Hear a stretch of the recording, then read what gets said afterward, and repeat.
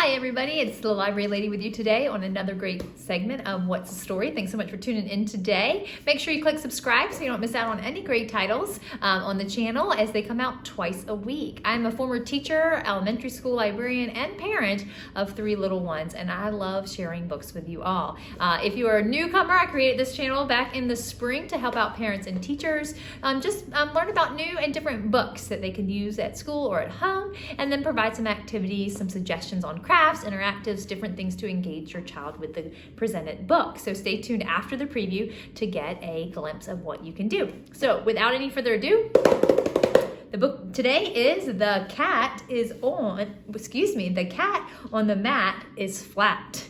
Say that 3 times fast. This is by Andy Griffiths. No, not the Andy Griffith you know, but by Australian author Andy Griffiths. In fact, his series, the 13-Story Treehouse, is very popular with readers. And if you haven't checked that out, do check it out. And I actually teach a class on OutSchool with 13-Story Treehouse as a book club. So, The Cat on the Mat is Flat is a fun, silly little rhyming story book, if you can kind of call it even a story. There are several little chapters along the way, chapters again using the term loosely, with these made up little stories. So as you can see at the beginning, there's lots of them. And they all deal with phonics and rhyming words. So I love that for early readers because this, as you notice, is a thick book. So it looks like a big book, but really the text is simple and not a lot on each page. So it's a great one for your readers who are picking out beginning words. Now, of course, they'll encounter some along the way that are a little bit tricky and they'll need some grown-up help, but some great rhymes and silly funness. So it was put out in 2006 by Square Fish. And I'm just gonna read a segment of it, and I'm gonna read the first one called The Cat, the Mat, the Rat, and the Baseball Bat. The cat sat on the mat. The cat sat on the mat, and as it sat, it saw a rat. The cat jumped up and chased the rat around and around and around the mat. The rat did not like being chased by the cat. After 3 laps around the mat, the rat said, "That's enough of that." And it went and got a baseball bat.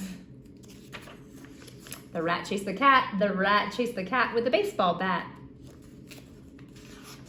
Around and around the mat, the rat chased the cat with the baseball bat until, and that is where I shall stop.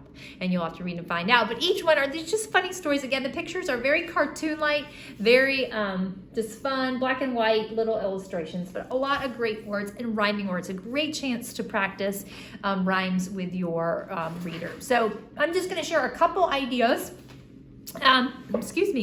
One is using magnetic letters. The ones I have are actually from a Leapfrog toy that we have, but any magnetic letters will work. Excuse my dirty tray. This is our magnetic tray. And so some cookie sheets or baking sheets are magnetic, and you can go ahead and manipulate beginning sounds, for instance, changing and seeing if your child can read that. If they can get beginning sounds, move to endings by changing the ending. And then if they've got beginning and ending, you can always work and change the middle vowel, working on consonant, vowel, consonant patterns. So that's a fun way. And yes, little hack, if you don't have a magnetic board at your house, see if your cookie pan is magnetic. Another fun one is a game called Spelliganer. This is a great game that you can use, kind of like almost like a Scrabble kind of game. You can see the word spell is on here. This is put out by Junior Learning. And they have letter tiles. For instance, if you add them the B, you would make bell. Each character gets a different alligator, and then they work to fill up their alligator and see who can make kind of the tallest stack of words. And they have some digraphs. If you know what those are, 2 letters that make 1 sound for some of our non-phonetic parents. And then you can create new words. So that's a fun one to play. Spelliganer, that is called. Also lots of fun ways to use letters. These are just plastic bead type letters. And they actually have little holes on the side, so you can actually string them with some pipe cleaner, and you can have your child make some different words. So a lot of word activities, a lot of phonics. Of course, they can always pick out their favorite story within the collection of these little stories. And then one quick thing at the end is this is just a box, a 4 square box. It can be used for a lot of things, but you can put in at, for example. A-T, which is the rhyme, the onset and rhyme. Onset means the beginning part of the word. Rhyme is the latter half that you're going to rhyme it with, R-I-M-E. So you could put at, and then you could have your child write B, bat, a C, cat, an M, mat, and an H, a hat, and go through and read them and practice different words. So that is another fun thing that you can do to kind of visually lay out some different words. So hopefully you will check out Andy Griffiths' The cat on the mat is flat. I can't quite say that today. Give it a spin. Check out his series, the 13 Story Treehouse. It is fabulous, funny, and if you have that Diary of a Wimpy Kid reader, they'll surely love his series, the 13 Story Treehouse. So thanks so much for tuning in. Happy reading.